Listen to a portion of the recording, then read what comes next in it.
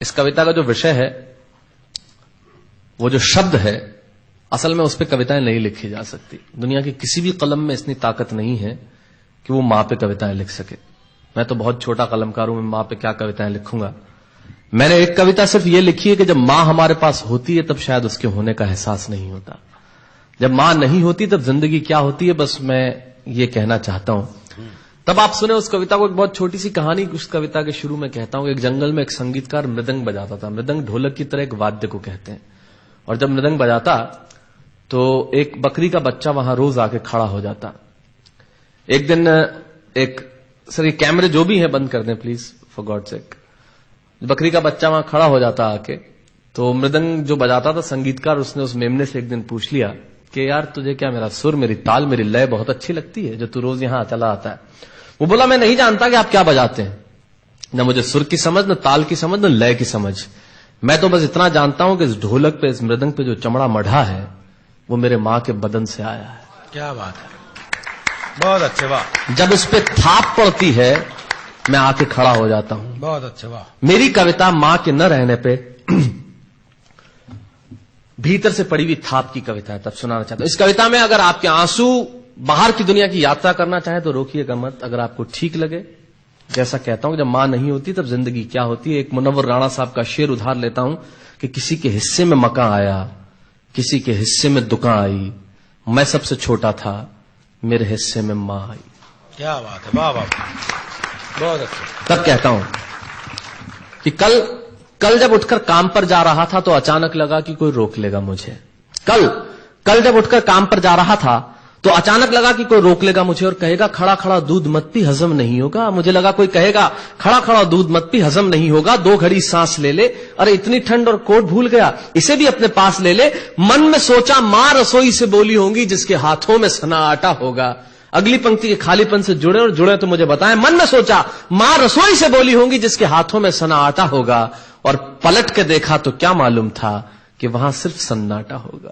पलट के देखा तो क्या मालूम था कि वहां सिर्फ सन्नाटा होगा।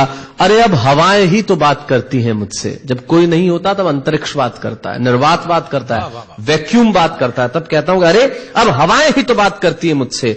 लगता है जब जाऊंगा किसी खास काम से तो कोई कहेगा दही शक्कर खा ले बेटा, अच्छा शगुन होता है। कोई कहेगा गुड़ खा ले बेटा, अच्छा शगुन होता है। पर मन इसी बात के लिए तो रोता है कि सब कुछ है मां, सब कुछ। जिस आजादी के लिए तुझसे मैं सारी उम्र लड़ता रहा। आपने अपने बचपन में देखा होगा, माए हमें टोकती है, यहां मत जा, वहां मत जा, ये मत कर, वो मत कर। तब हम आजाद होना चाहते हैं। और आजादी की कीमत कितनी बड़ी देनी पड़ती है। अगर कम शब्दों में मैंने ठीक बात कह दी हो तो इसका एहसास मुझे जरूर कराइएगा कि सब कुछ है मां, सब कुछ। जिस आजादी के लिए तुझसे मैं सारी उम्र लड़ता रहा वो सारी आजादी मेरे पास है। फिर भी न जाने क्यों दिल की हर धड़कन उदास है। कहता था ना तुझसे मैं वही करूंगा जो मेरे जी में आएगा, और आज मैं वही सब कुछ करता हूं जो मेरे जी में आता है। बात यह नहीं है कि मैं जो चाहूं कर लूं, मुझे कोई रोकने वाला नहीं है। बात है तो इतनी सी कि सुबह देर से उठूं ना तो कोई टोकने वाला नहीं है। बहुत अच्छे, वाह वाह, बहुत अच्छे, वाह वाह वाह वाह। बात है तो इतनी सी कि सुबह देर से उठूं ना तो कोई टोकने वाला नहीं है। रात को देर से लौटूं तो कौन नाराज होगा भला।